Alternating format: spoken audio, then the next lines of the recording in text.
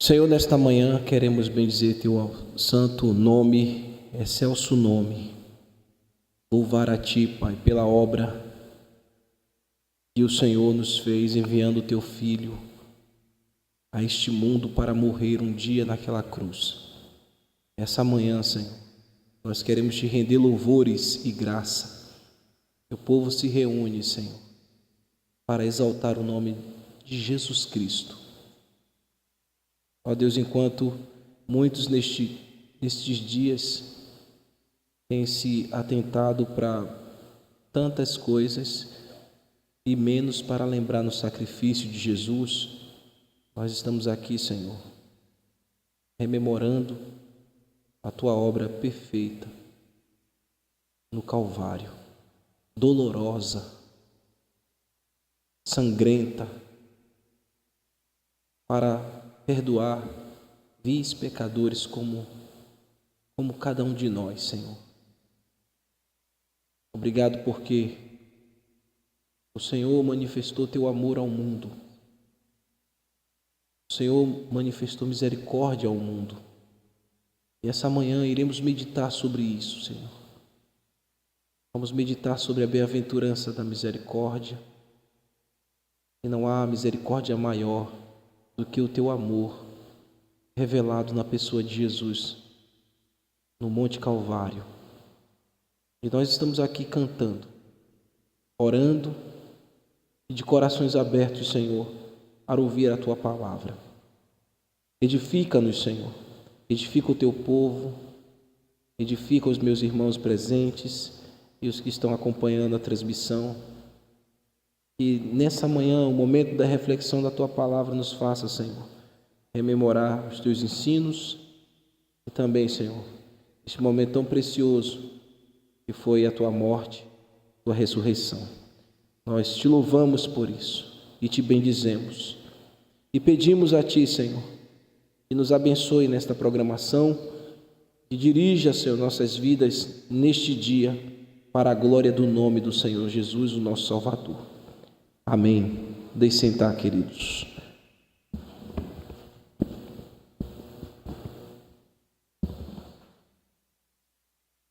Essa manhã é o domingo de Páscoa, na reunião que nossa igreja tradicionalmente chama de culto da alvorada. Marca e nos lembra, dentro da Semana Santa, o domingo da ressurreição do nosso Senhor, quando ressurgiu dentre os mortos, uma vez depois de ter padecido pelas mãos de Pôncio Pilatos, zombado, escarnecido, rejeitado publicamente pelo seu próprio povo. Ele foi zombado pelo seu próprio povo, ele foi escarnecido pelo seu próprio povo, foi condenado à morte de cruz naquela sexta-feira, que também chamamos de Sexta-feira da Paixão, quando verteu a sua preciosa vida em resgate de muitos, não todos, mas em resgate de muitos. Tem poder para que fosse todos, mas não foi assim o propósito divino. Foi para que fosse muitos dos que estão aqui também. Essa morte, ela é validada a mim e a você, que cremos em Jesus. Quem dera fosse a todos, quem dera todos recebessem, mas mesmo a palavra do Senhor diz que nem todos o receberam. Mas todos quanto receberam, foi-lhes dado o poder de serem feitos filhos de Deus. E próximo das 18 horas, antes do sol se pôr, porque é o sábado dos judeus, sempre na sexta-feira, no pôr do sol, o seu corpo foi removido daquela cruz. E ele foi ali pregado nela como um malfeitor. Marcos capítulo 15, versículo 27, diz: com ele crucificaram 2 ladrões, um à sua direita e outro à sua esquerda. Mas aquele homem ali crucificado pregado naquele madeiro, que também portavam a coroa de espinhos sobre sua cabeça, cravos em suas mãos, cravos em seus pés, a coroa de espinhos ferindo sua cabeça. Mas não foi somente isso a violência que ele sofreu e padeceu naquele dia. Foi muito escárnio, muita violência emocional, muitos açoites que ele sofreu, sangrou muito, mas ficou firme até o fim, porque ele tinha que verter a sua vida por mim e você. Aquele homem não era um malfeitor, embora fosse tratado como um malfeitor. Foi tratado como o pior de todos. Aquele homem não era um malfeitor. Aquele homem era o rei dos judeus. E na sua cruz foi fincada essa descrição. Era a acusação que fizeram contra ele. De fato, ele é o rei dos judeus, o próprio Deus encarnado para servir este propósito. Pode Deus morrer? Quando a gente olha para a figura divina, a gente lembra de um atributo: imortalidade, eternidade. Pode Deus morrer, irmãos? Sim, Deus morreu.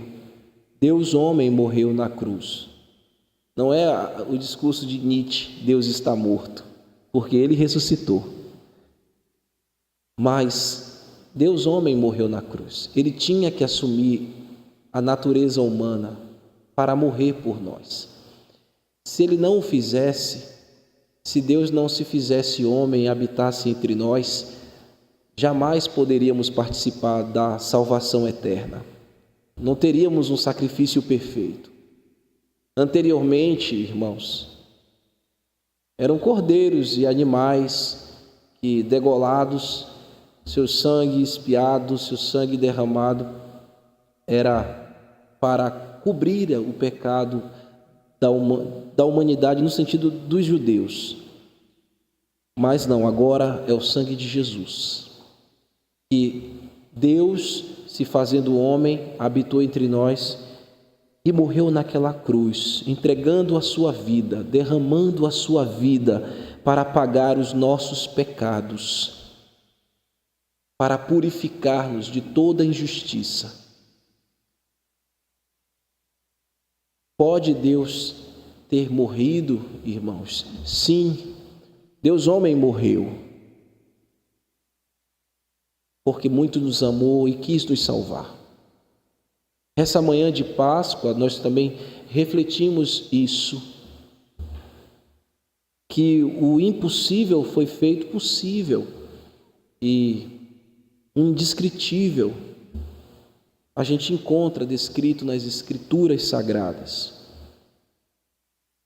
E todos nós podemos nos alegrar hoje porque o seu sacrifício quebrou as algemas que nos prendia ao pecado e nos condenava à morte eterna. Deus morreu na cruz. O Filho de Deus entregou a sua vida, redimindo toda a nossa acusação. O justo, como eu disse, ele foi crucificado como um malfeitor, mas ele é o justo e inocente. Foi brutalmente ferido, seu corpo foi violentado e sua vida foi ali derramada. Seu corpo foi levado sem vida e depositado em um túmulo emprestado, como está registrado lá em Mateus capítulo 27, versículo 57 ao versículo 60. Caindo a tarde, veio um homem rico de Arimateia chamado José, que era também discípulo de Jesus. Este foi ter com Pilatos e lhes pediu o corpo de Jesus. Então Pilatos mandou que fosse entregue. E José, que é o José de Arimateia, este homem rico que era discípulo de Jesus, tomando o corpo, envolveu-o num pano limpo de linho e o depositou no seu túmulo novo. Aquele túmulo emprestado foi feito para, no futuro, José de Arimateia fosse depositado depois que fosse morto, depois que morresse, que fizera abrir na rocha, e rolando uma grande pedra para a entrada do sepulcro, se retirou. Corrobora também, irmãos, essa mesma passagem que é histórica. Nós acreditamos que isso é verdade, e o que nós lemos é um fato histórico. Jesus Cristo morreu e foi sepultado. Nós não podemos negar isso, é a nossa fé. Embora muitos homens neguem essa verdade e dizem: Jesus nunca existiu. Se a gente diz que Jesus nunca existiu, a gente diz que Deus nunca se fez homem. E nós negamos o sacrifício perfeito. E nós anulamos a obra da redenção. Os liberais dizem que se há um Jesus histórico e isso lhe satisfaz, então tudo bem, acredite. Mas os relatos da Bíblia de um Jesus que para você é histórico, para nós é apenas espiritual. É um Jesus da fé das escolas, dos evangelhos, das comunidades, porque tinha aquela comunidade, de Marcos, que é chamada de comunidade marcana. De Mateus é a comunidade mateana. De João é a comunidade joanina. De Lucas é a comunidade lucana. São crentes que entendiam o evangelho, que foram escritos esses evangelhos para fomentar a imagem de quem era Jesus e a história de quem era Cristo. Que foi colhido dentro dessas comunidades, essas histórias, e foi registrado e inspirado por Deus. Eles acreditavam e deixou para nós escritos que isso tudo foi verdade. Jesus veio a este mundo. Então corrobora também a essa história que lemos o que João escreveu, capítulo 19, versículo 41 ao versículo 42. No lugar onde Jesus foi crucificado, havia um jardim, ali próximos, irmãos, próximo do Monte Calvário, do Gólgota. João diz que havia um jardim. E neste sepulcro novo, que você já sabe que é de José de Arimateia, no qual ninguém tinha sido ainda posto, ali, pois, por causa da preparação dos judeus e por estar perto do túmulo, depositaram o corpo de Jesus. Tinha um jardim ali e o lírio dos vales estava sendo sepultado ali. A rosa de Saron estava sendo colocada ali dentro. Tudo isso era cumprimento do que as Escrituras dizem. Nada estava acontecendo de uma maneira ocasional. O nascimento de Jesus Cristo, a vinda de Jesus ao mundo, era um propósito eterno. Era o único meio de resgate, era a única forma do homem ter novamente a possibilidade de ser religado com Deus. Quando foi feito perfeito. O homem não tinha nenhum tipo de traço de pecado, só havia perfeição. O homem foi criado em perfeição. Mas o pecado, quando veio, distorceu tudo isso, destruiu tudo isso, maculou a humanidade inteira e todas as estruturas que a humanidade recebeu para governar. Só tinha uma forma de recuperar tudo isso, era enviando o seu próprio Filho. E Ele planejou isso desde a eternidade. O nosso Deus maravilhoso, misericordioso, planejou isso desde a humanidade, porque viu Sofia e amou Sofia. Viu o seu valor, minha filha. Não pelo bem que você tivesse feito, e você é tão pecadora quanto eu sou pecador. Ele não viu o valor pelo que nós fazemos, Ele não viu o valor pelo que nós pensamos, Ele não viu o valor na ordem se aceitaríamos, Ele simplesmente nos amou e escolheu vir a este mundo. Eu pagarei, Senhor, pela vida de Sofia. Eu darei a minha vida por ela. Mesmo que ela não entenda, mesmo que ela não compreenda, mesmo que você não saiba, mas eu vou. Você não saiba no sentido de eu e você. Eu irei e darei a minha vida. Corroboram todas essas realidades ao que as Escrituras diziam. Então Deus foi revelando essa vontade através dos seus profetas. Deus foi tornando isso cada vez mais nítido. Depois que o homem caiu no jardim, ele precisou que Deus fizesse roupas de pele de animal. Ali houve um derramamento de sangue. Ali já mostrava que apontava para o sangue purificador que um dia seria vertido. E que nós seríamos novamente trajados, não com pelos de animais, mas com a graça e o mérito de Jesus. Todos nós podemos nos alegrar aqui hoje, irmãos, porque estamos revestidos com os méritos de Jesus Cristo. Éramos nus, mas hoje nós estamos cobertos. Isaías 53, versículo 9 diz: não havia cometido nenhuma injustiça e jamais havia enganado alguém. Imagina alguém viver dessa forma.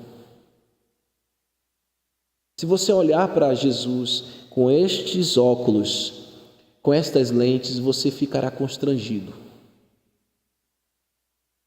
E você for olhar a sua própria vida, decadente, humilhada no pecado, e olhar que Ele veio e viveu de maneira justa,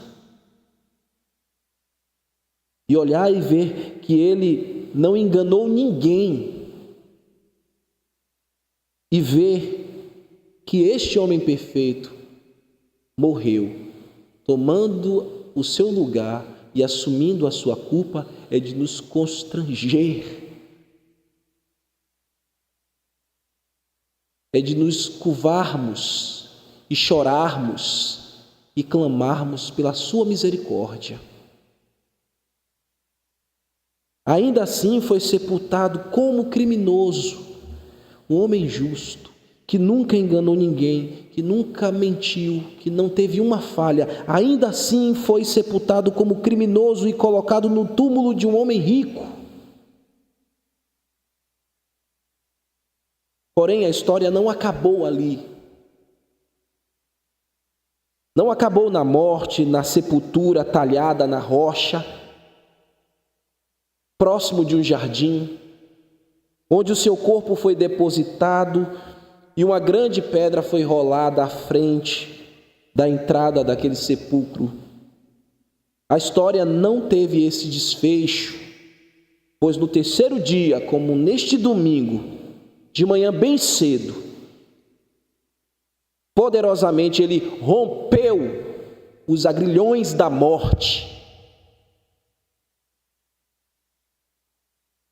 Aquela grande pedra foi removida e Ele voltou a viver para nunca mais morrer. Ele saiu triunfante daquela sepultura e reassumiu todo o poder nos céus e na terra. Atos capítulo 2, versículo 24, afirma o que eu estou dizendo aos irmãos: ao qual, porém, Deus ressuscitou, rompendo os agrilhões da morte, porquanto não era possível fosse ele retido por ela. Jesus Cristo, o Cordeiro de Deus, venceu a morte, ressurgindo em glória, como nós cantamos. E esta manhã, nós estamos lembrando disso. Bem cedinho, nós não podemos deixar de rememorar e subir ao Monte Cristo e ficar aos pés do nosso Redentor, Mestre, nosso Senhor e Rei, que morreu e venceu. Ao ouvir as suas inefáveis palavras,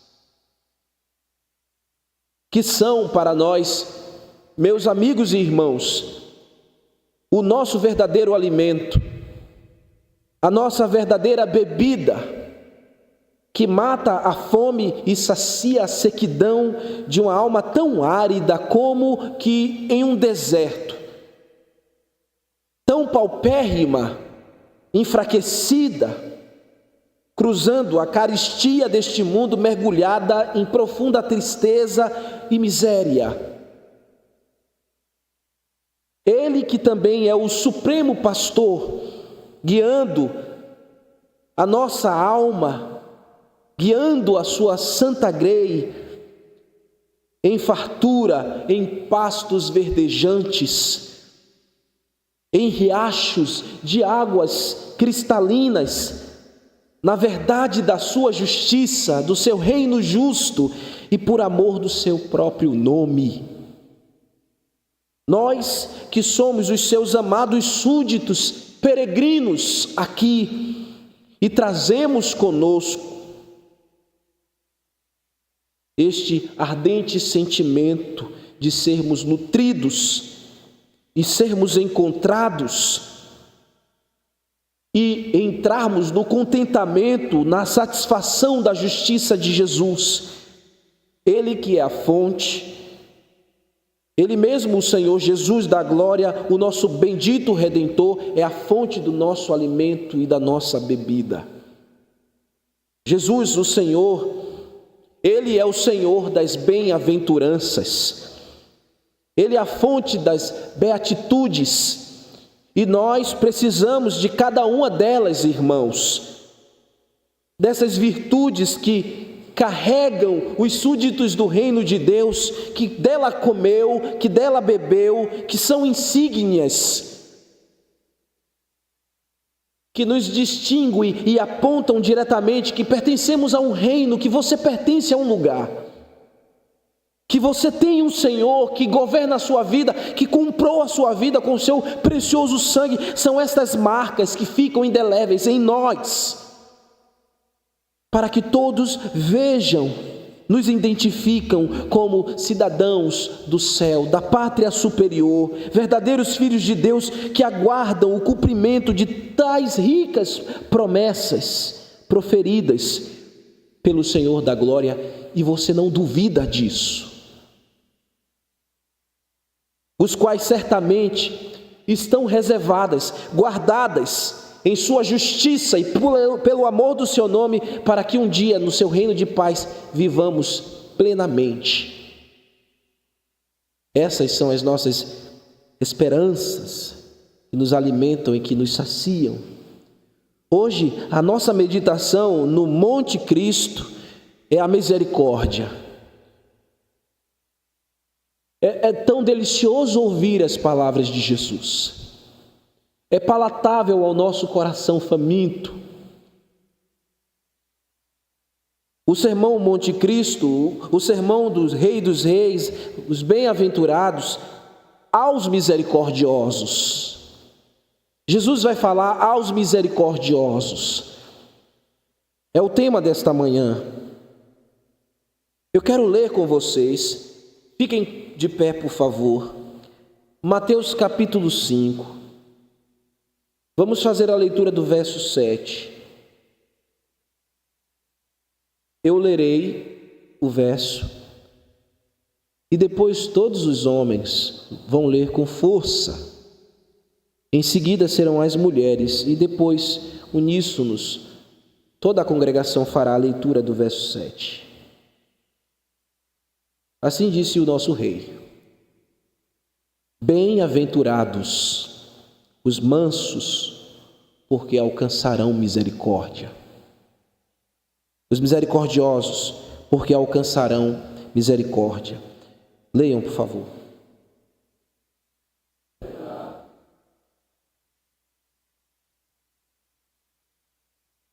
As mulheres.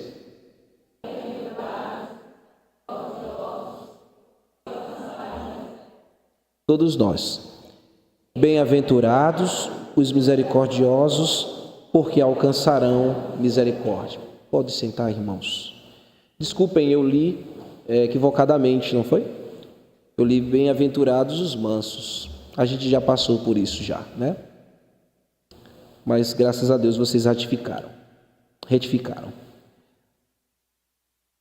O que vem a ser misericordiosos? O que vem a ser misericórdia? Você se ver alguém assim, você possui essa bem-aventurança, essa beatitude. Para um pouco e olhe para dentro de você. Perscruta dentro de você. Por um momento, por um instante.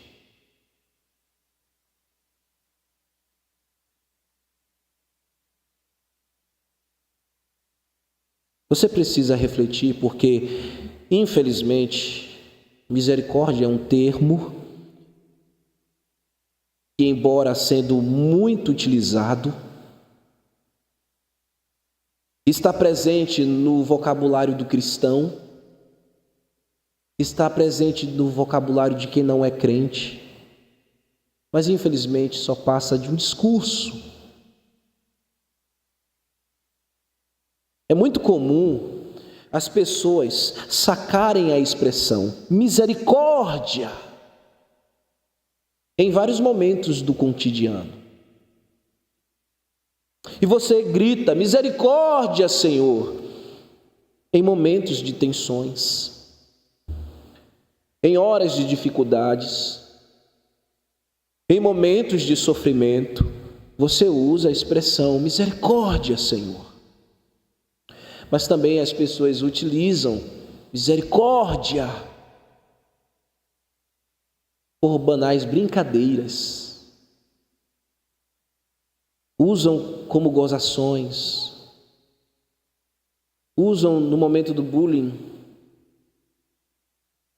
Será que as pessoas têm real consciência do que estão falando, do que estão dizendo, do que estão evocando a Deus? As pessoas têm usado o nome de Deus em vão. E as pessoas também têm utilizado tudo que está relacionado a Deus de maneira em vão. O que vem a ser misericórdia, este termo bíblico que ficou tão vulgarizado, tão desgastado, e virou um jargão, como aqueles que têm, está repreendido, está amarrado, misericórdia.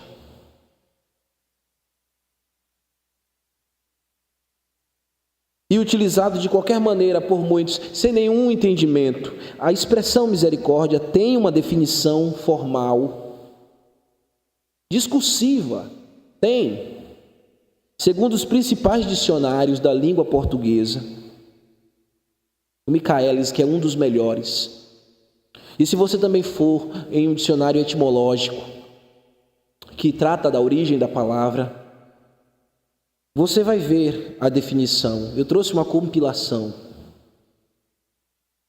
Misericórdia seria uma disposição interior que leva alguém a se compadecer do sofrimento alheio, oferecendo ajuda, perdão, alívio, mesmo quando a justiça humana restrita exigiria a punição ou a indiferença.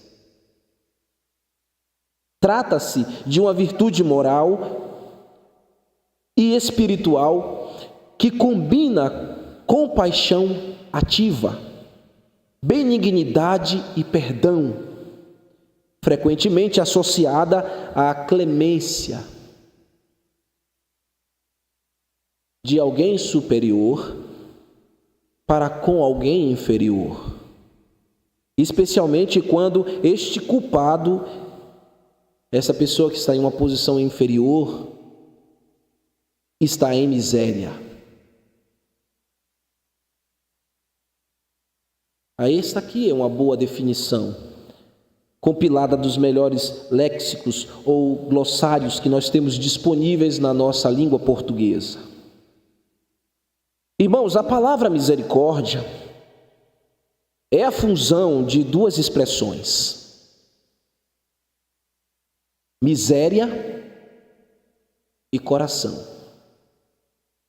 Misericórdia é a fusão dessas duas palavras. De maneira etimológica, se nós fôssemos buscar no latim, nossa língua mater, quer dizer alguém cujo coração sente a miséria do outro.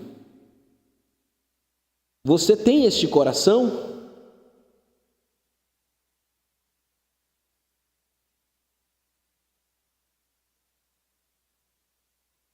Você tem um coração de misericórdia?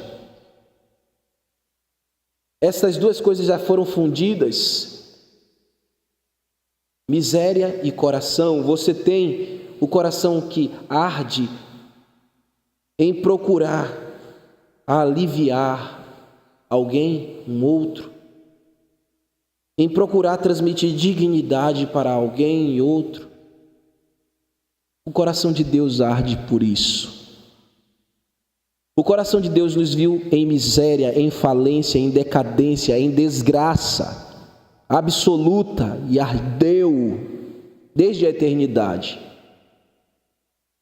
Ele que é o superior, acima de tudo e de todos, humilhou-se e veio em forma de homem, reconhecido como figura humana, se tornou escravo, servo, sofredor, porque foi misericordioso, porque o seu coração inflamava por compaixão a sua vida, a minha vida miserável.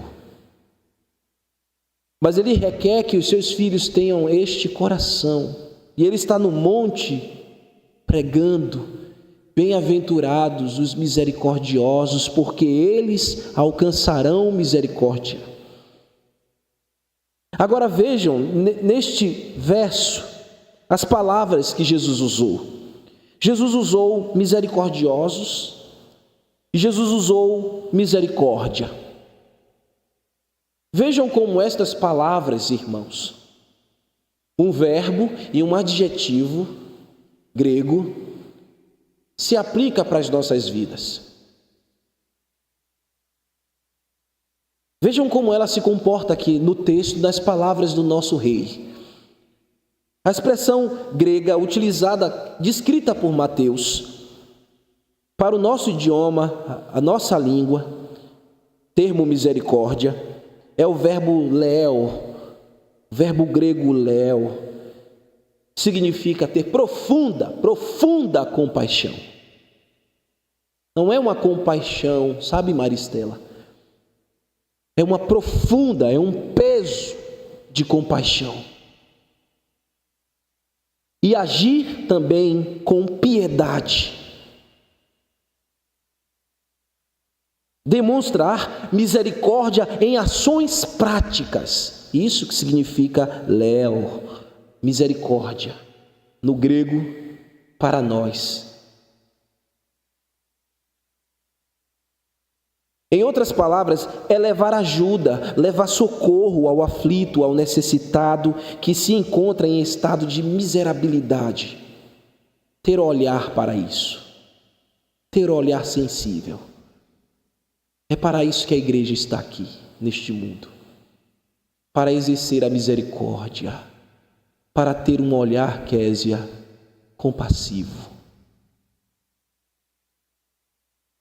É para olhar os miseráveis deste mundo como um dia nos éramos, com um olhar de amor e de dignidade. Só Deus pode nos dar um coração assim. Só Deus pode ter um coração deste, irmãos, porque éramos como demônios nos nossos pecados, na nossa vileza, e Deus nos amou, a despeito de toda a nossa mácula, de todo o nosso mal, de toda a nossa forma tenebrosa de viver. Se não tivermos o coração misericordioso, nós iremos julgar o mundo, as pessoas do mundo, sem lhes entregar a possibilidade e a oportunidade da salvação pela pregação do Evangelho. Quem prega o Evangelho para um mundo perdido e miserável é um misericordioso. Olha com sinceridade, com sensibilidade. É um coração que arde em aliviar a miséria do próximo. Eu não estou dizendo somente, é também ir lá e socorrer um faminto, ir lá e calçar o descalço, e vestir o nu, e ver aquele que está aprisionado, e visitar também nos hospitais. Tudo isso são retratos, recortes, reflexos de misericórdia. Mas pregar o Evangelho a um mundo perdido, obscurecido no pecado, desgraçado pelo inferno, é uma ação de misericórdia. O que o rei pregou? Arrependei-vos, arrependei-vos, porque é chegado o reino dos céus. A pregação do reino de Deus é misericórdia. Os misericordiosos têm este discurso. E é consolador, meus irmãos, quando alguém é alcançado por misericórdia. A outra expressão que Jesus usou aqui no texto é lemones. Agora é um adjetivo. Isso é muito belo na palavra de Deus. Primeiro, ele falou de uma ação. Como os súditos do reino de Deus devem viver, devem agir. Você é um súdito do reino de Deus? Diga amém. Diga amém. Então viva misericórdia. Agora, você é um súdito do reino de Deus, você precisa desse adjetivo, misericordioso. A expressão misericordioso é um adjetivo grego, e aqui no texto se aplica a pessoas que foram alcançadas pela misericórdia. O misericordioso é alguém vítima da misericórdia, irmão Wilton. Todos vocês que estão aqui, do menor ao maior, salvo quem não se converteu, foi alcançado pela misericórdia, é vítima, é objeto da misericórdia de Deus. Agora você precisa ter esse adjetivo, ser misericordioso. Você sabe que adjetivos são qualidades. Então aqui no texto funciona como alguém que foi alcançado pela misericórdia divina e agora esta misericórdia age em sua própria vida, em suas ações e torna-se como características. É uma característica. Eu olho para Maristela, eu olho para Luísa e vejo que nela se estampa a misericórdia de Deus. Ou nelas se estampam a misericórdia de Deus. Irmão Geraldo, você é misericordioso. Há uma identificação, há um adjetivo em você. Lembrando, porque você foi vítima da misericórdia. Então reflete-se em você, te classifica, te distingue como alguém sagrado, separado, misericordioso. Os misericordiosos são aqueles que têm a vida banhada pela misericórdia como características da sua vida prática. Todos os dias, todo momento, toda hora, em qualquer circunstância, a misericórdia sempre vai falar alto. É a beatitude do novo coração. Grava isso. A misericórdia, ou ser misericordioso, é uma beatitude do novo coração. Ser identificado como alguém misericordioso e ter ações de misericordiosa é alguém que nasceu de novo. Não tem como ser misericordioso se não se nasce outra vez. Por isso você é feliz. Bem-aventurados os misericordiosos. São felizes os misericordiosos, porque foram alcançados pela misericórdia. Por isso você é feliz, você nasceu de novo. Ele é alguém bem-aventurado, alcançou o status de ser misericordioso, pois primeiramente sua vida foi mudada. Ele saiu da miséria espiritual. Você não é mais um miserável, pecador perdido. Você agora é salvo pela graça de Deus. Você foi primeiro atingido, alcançado, socorrido pela graça de Deus, que é rico em misericórdia. É isso que a Bíblia diz. Deus é rico, Ele não é pobre não, em misericórdia. Ele é rico, riquíssimo em misericórdia. E é impossível demonstrar a verdadeira misericórdia sem antes ser nova criatura.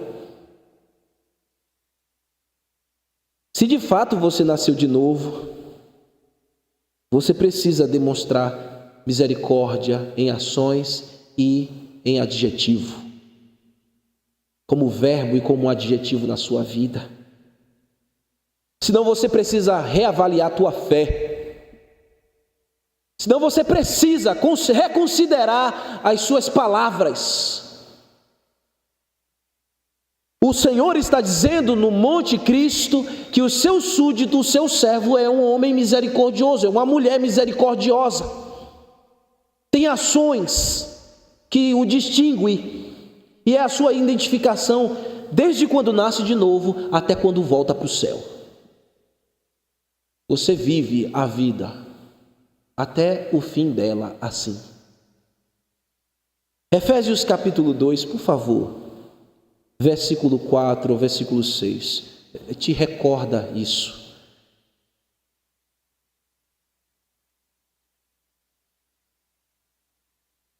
Eu amo essas conexões aqui, quando vem a palavra, essas preposições, mas é a virada. Eu aprendi isso com o pastor Marcos Perim. Quando você olha no texto, sempre essas conjunções, preposições, que uma conjunção no caso, mas, você entende que tem uma virada aí, uma mudança. Mas Deus é tão rico em misericórdia e nos amou tanto que, embora estivéssemos, Efésios, eu falei a referência? Capítulo 2, versículo 4, versículo 6.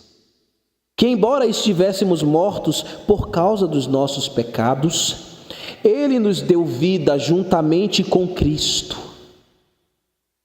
E pela graça que vocês são salvos, pois Ele nos ressuscitou com Cristo e nos fez assentar com Ele nos domínios celestiais, porque agora também estamos em Cristo. Tudo começou com a misericórdia,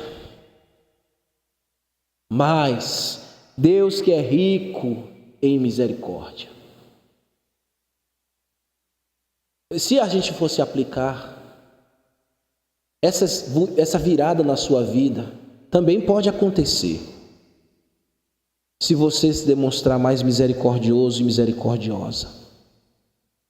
Há um mais para a sua vida também. Há um entretanto para você quando vive a misericórdia, quando você tem esse adjetivo da sua vida. Foi Deus, meus irmãos, que se compadeceu de nossa miséria espiritual. Vejam o que Paulo também fala aos cretenses, quando ele enviou Tito à ilha de Creta, capítulo 3, versículo 3 ao versículo 8. Tito, capítulo 3, versículo 3 ao versículo 8. Eu estou lendo na NVT, aqui retrata nitidamente quem éramos como a maravilhosa graça de Deus nos alcançou, isso se movendo por misericórdia. Em outros tempos, também éramos insensatos, éramos loucos, burros. Se eu for chamar aqui alguém de burro, mas Paulo está dizendo aqui, insensato, louco, burro. Éramos doidivanas. Éramos nulos em nossa consciência. E quem que fez tudo isso? O pecado. O pecado que nos deixou assim. Éramos insensatos, desobedientes, vivíamos no engano e nos tornamos escravos de muitas paixões e prazeres. Não foi assim, irmãos? Éramos cheios de maldade, inveja, odiávamos uns aos outros, não tínhamos misericórdia. Éramos inflexíveis. Novamente aqui o mas quando Deus, nosso Senhor, revelou sua bondade e seu amor, Ele nos salvou, não porque tivéssemos feito algo justo, mas por causa da sua misericórdia. Ele nos lavou para remover nossos pecados, nos fez nascer de novo, nos deu nova vida, por meio do Espírito Santo, generosamente derramou o Espírito sobre nós, por meio de Jesus Cristo, nosso Salvador, por causa da sua graça, nos declarou justos e nos deu a esperança de quem éramos, de que herdaríamos a vida eterna. Essa é uma afirmação digna de confiança. E quero que você insista, ele está dizendo a Tito, fale, pregue, insista nisso que eu estou dizendo, para todos os que crerem em Deus, se dediquem a fazer o bem, ser misericordioso. Você crê em Deus? Você crê em Deus? Se dedique a ser misericordioso.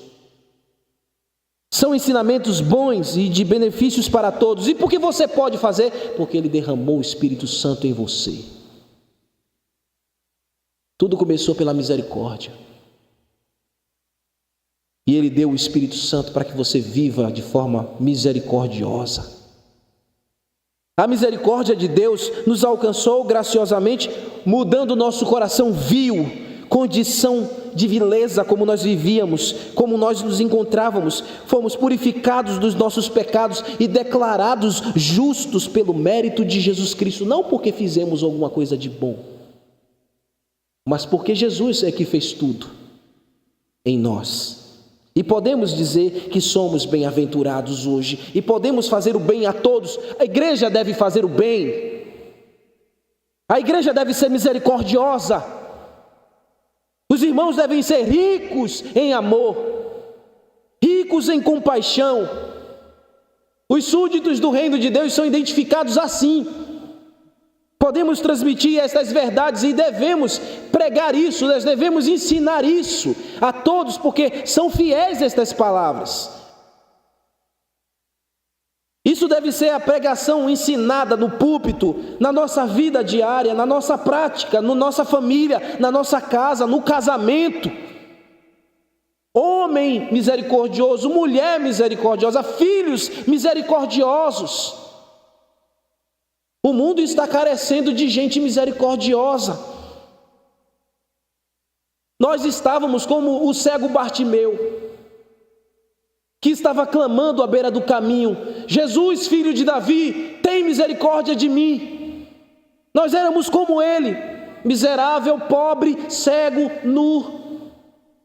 Mas a graça de Deus nos alcançou. Jesus Cristo gracioso disse a ele o que ele queria, e ele foi alcançado, ele foi curado. Deus tirou a cegueira dele. Quem fez aquele cego enxergar? Com os olhos do coração.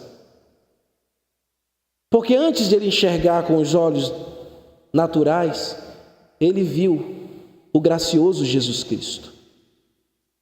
Foi o Senhor, o Espírito Santo, que lhe mostrou que Jesus Cristo é o Supremo Misericordioso, a quem ele podia clamar, ser ouvido e ser respondido. Você já sabe que Jesus é o Rei Misericordioso, clame por Ele. Ele vai te alcançar à beira do teu caminho. O Espírito Santo é que remove a dureza do nosso coração, é Ele que opera na mudança do coração. Eu disse que a misericórdia é a beatitude de um novo coração, e o Espírito Santo, ele regenera o homem e o torna nova criatura.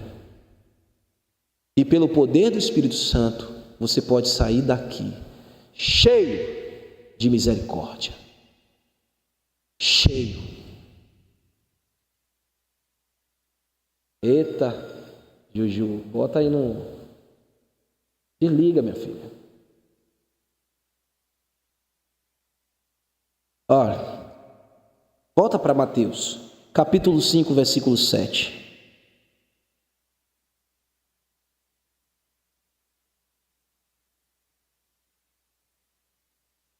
Bem-aventurados os misericordiosos, porque alcançarão a misericórdia. Os misericordiosos são bem-aventurados porque, você já sabe, provaram o perdão de Deus, provaram a misericórdia divina. O seu imenso amor foi revelado em Jesus Cristo.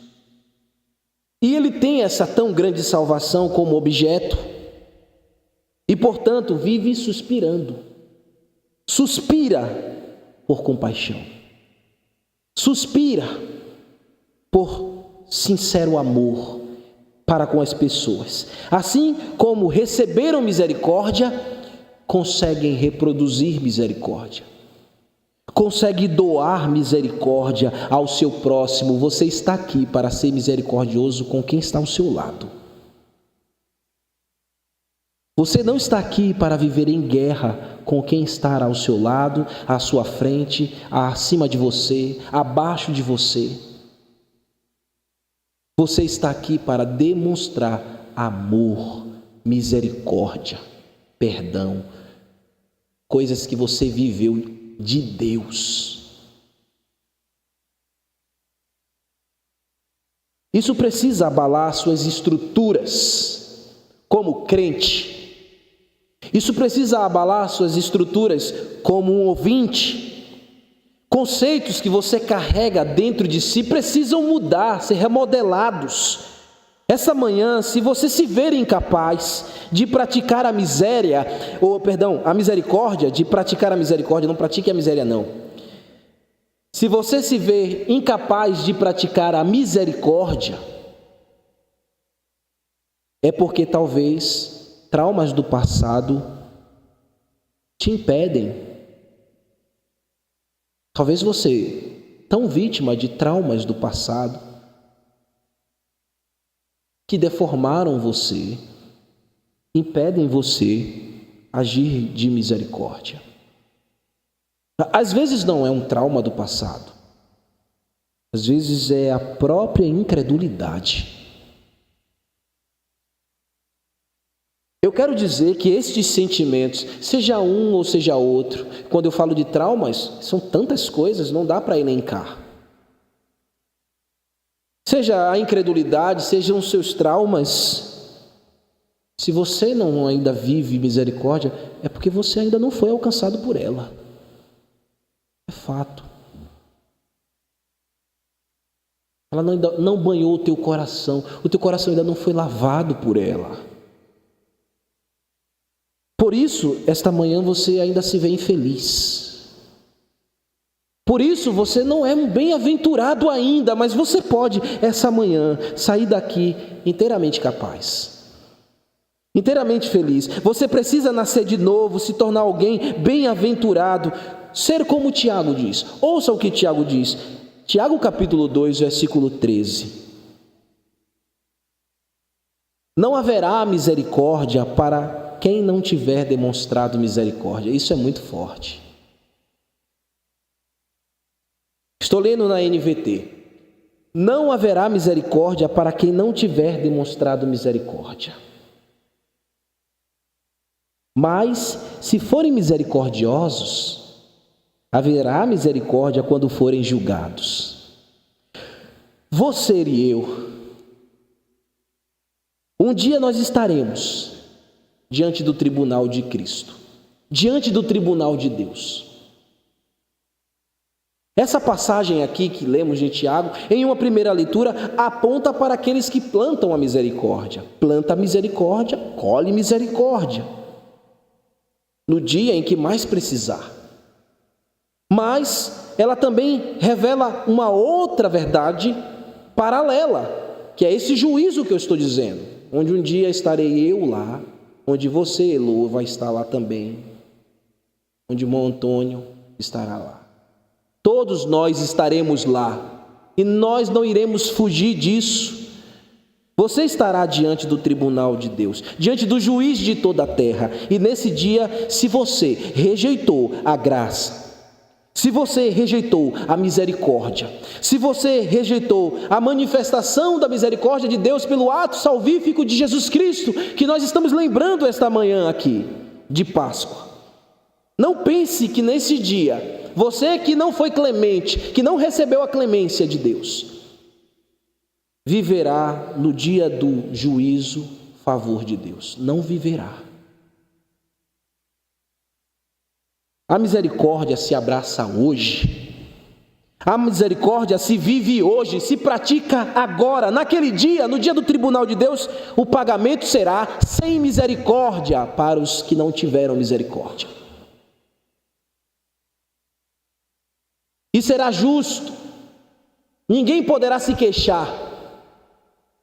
Essa manhã você está ouvindo essa beatitude e você deve buscá-la. Porque no dia do tribunal de Cristo, o Senhor vai te lembrar essa mensagem. Você tem que buscar, você tem que perseguir a misericórdia. No sentido da tua atitude, no sentido do verbo, no sentido do adjetivo, da característica. Você precisa buscar isso. Naquele dia, no tribunal de Deus, não haverá choro que mude a realidade. Não haverá oportunidade ou chance de reverter o quadro. A chance é agora, ouvindo o Evangelho. A chance de ser misericordioso é agora. A chance de abandonar a vileza é hoje, agora. Nesta manhã, o teu quadro pode ser revertido agora. Amanhã, no futuro, no trono de Deus, diante do juízo de Deus, não terá mais chance. Você tem que se converter hoje. Você tem que se arrepender agora.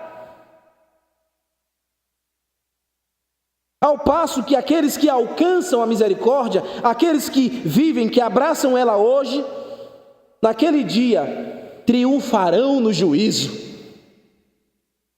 No dia do julgamento, estarão triunfantes.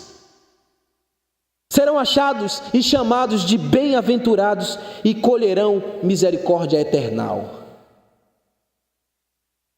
Assim como naquele dia, quando semeavam misericórdia, alcançarão a misericórdia eterna e será chamado pelo rei de bem-aventurado. Ele lhe disse isso: bem-aventurado, entra no reino do teu Senhor. Ele vai dizer: misericordioso, misericordiosa Joana, entra no reino do teu Senhor. Hoje, irmãos, nós aspiramos, hoje nós desejamos, nós queremos, mas temos responsabilidades na nossa aspiração. No nosso desejo nós temos responsabilidades, e uma delas é viver de maneira misericordiosa. As pessoas têm que te ver um homem e uma mulher misericordioso. Eu já estou quase chegando no final da mensagem. Eu fiquei mais empolgado porque hoje é de manhã cedinho, então dá para pregar 3 horas, né, Joana? E não dá o horário ainda, né? Eu tenho até 11 horas para pregar, não é isso? Eu sei que vocês precisam tomar café ainda, mas me dá mais um cadinho de atenção, por favor.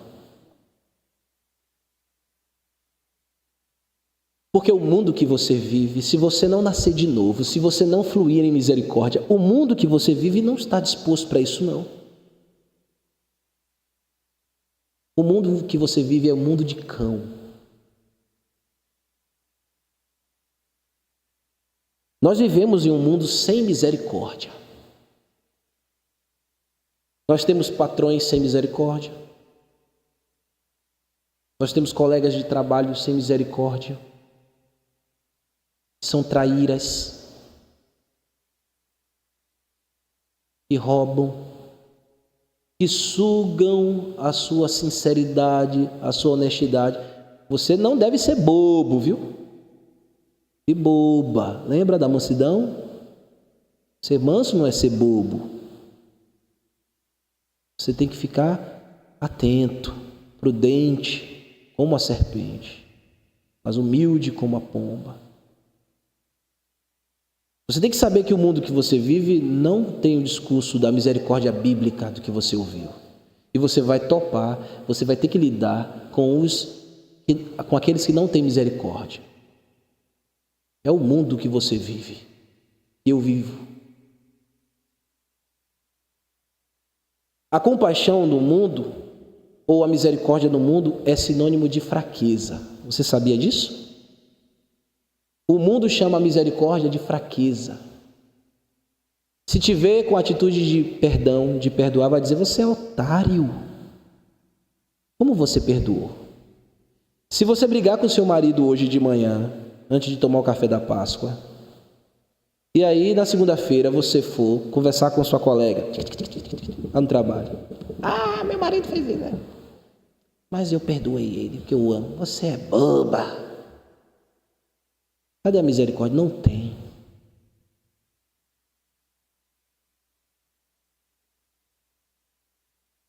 E chamar de fraco misericordiosos é um discurso do mundo que há muito tempo já vem formulado. Maquiavel, que é um filósofo no passado, que viveu na virada entre século XV e século XVI. Ele era renascista e o seu pensamento moderno, ele escreveu uma obra chamada O Príncipe, e ele dizia, olha o que ele dizia, que isso influenciou muita gente, porque ele foi um influenciador político. Por que os políticos, a maioria, são sem misericórdia? Olha o que ele diz. E muitos políticos leem esse livro. Tem que ler na formação deles, na academia. Tem que ler. Leitura obrigatória. É muito mais seguro ser temido do que ser amado. Quando se tem que falhar em uma das coisas. O que ele está dizendo? Não seja fraco, mostre dureza. Para Maquiavel, um governante, uma pessoa que possui autoridade, no seu pensamento, não pode hesitar de ser cruel. Imagina, quantos líderes você tem assim?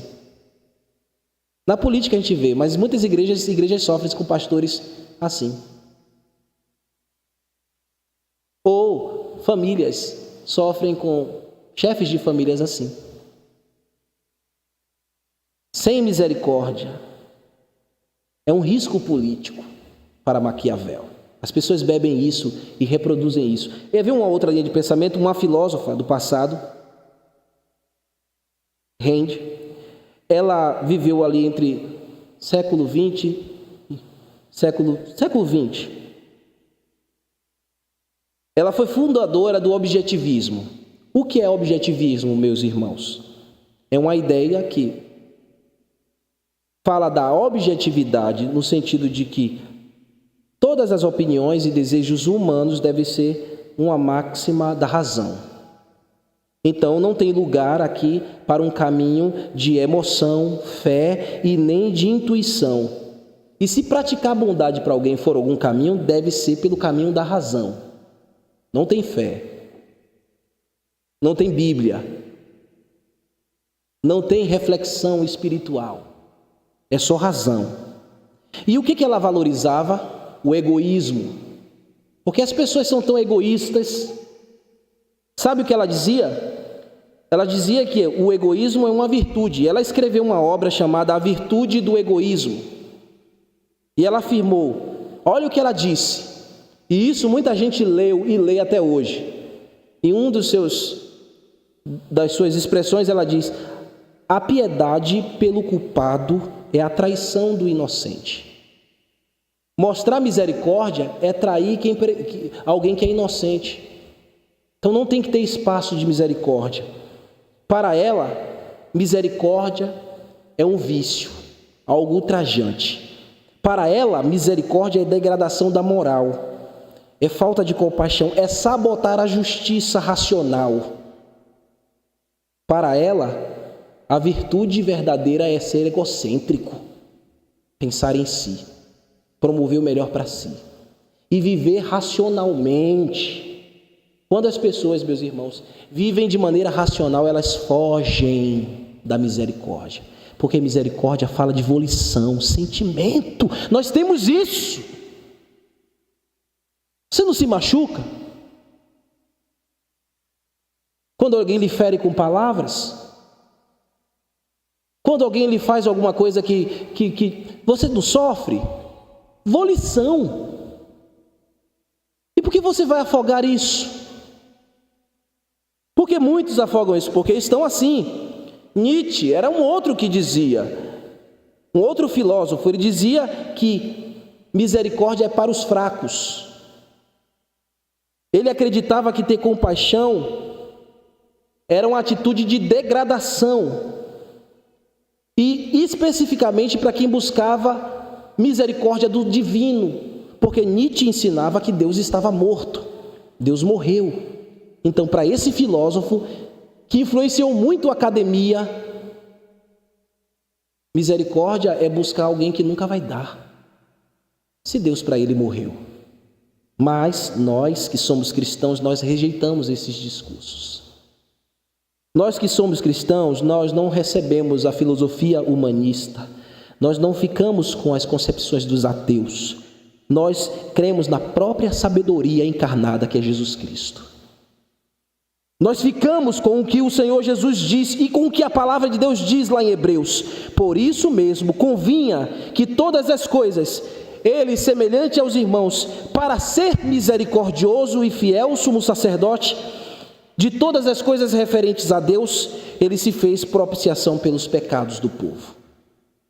Nós ficamos por esse que veio ao mundo e que se mostrou misericordioso, que veio em favor, em graça, para nos dar a vida e vida eterna e nos desapegar desse sistema do mundo corrompido que não compreende o que é misericórdia. Nós compreendemos misericórdia em Jesus, quando olhamos para o céu e vemos Ele e lembramos aqui a sua obra. Nesta manhã de Páscoa, relembre, meu irmão, sobre a misericórdia.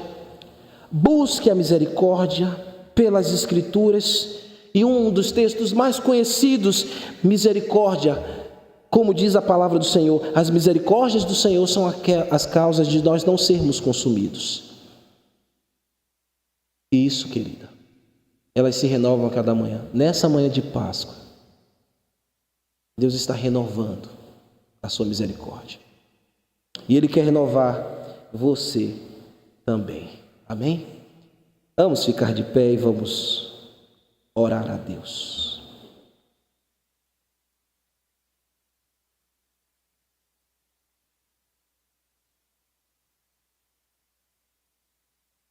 Ó Senhor,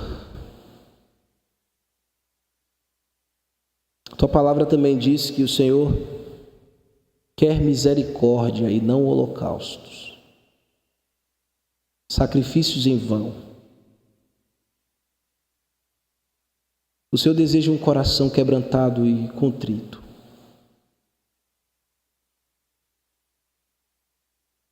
Nos dê, Senhor, a beatitude da misericórdia como uma ação na nossa vida. Assim como recebemos a misericórdia divina na pessoa de Jesus Cristo, nos dê também a misericórdia como nossa atitude, como nossa ação e nossa característica. Nos ensine, Senhor, a ser compassivos uns com os outros, Nos ensine a ver que nascemos de novo, que possuímos o Espírito Santo, que nos dá poder e capacidade para, como cidadãos do reino dos céus, vivermos as dimensões da misericórdia.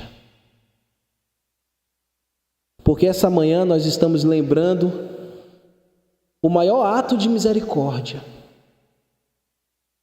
como está escrito lá em João 3,16 em diante, Senhor. Quando a Tua palavra diz que Deus amou o mundo de tal maneira que deu o Seu Filho unigênito para todo aquele que nele crê não pereça, mas tenha vida eterna. Porque Deus enviou o Seu Filho ao mundo, não para que julgasse o mundo, mas para que o mundo fosse salvo por Ele. Aquele que crê não é julgado. E o que crê é chamado de filho de Deus, porque creu no sacrifício do unigênito enviado a este mundo.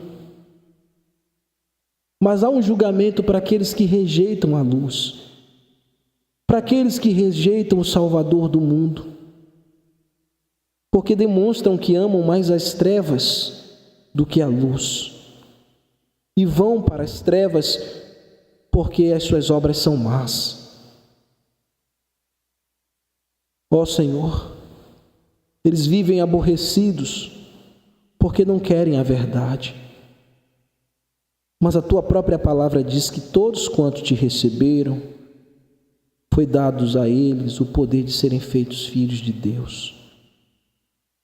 Essa manhã, Senhor, nós queremos Te louvar e Te agradecer, porque já fomos lavados pelo sangue de Jesus, vertido naquela cruz. Nós já fomos sepultados com Ele e ressuscitamos com Ele. E com Ele em glória reinaremos. Com Ele reinará os misericordiosos. Estamos aguardando o dia quando nós iremos, Senhor, entrar pelas portas do Teu reino e sermos recebidos por Ti. Quando ouviremos o Senhor dizer: bem-aventurados, entrem no reino do Teu Senhor.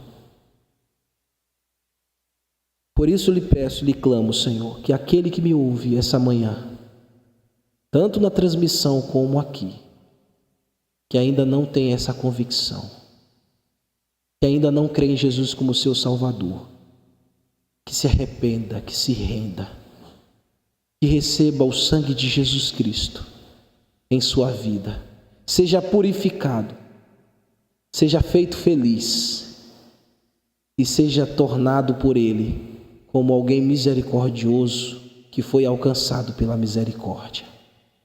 Abençoa-nos, Senhor, nosso dia, esta manhã, e nos faz, Senhor, muito felizes quando estivermos entre os nossos entes queridos. Nos ajude a demonstrar misericórdia, nos ajude a fluir esta beatitude, porque nós Te pertencemos, Senhor, e nós Te aguardamos. É no nome de Jesus que Te pedimos que o Senhor aplique essa palavra em nosso coração.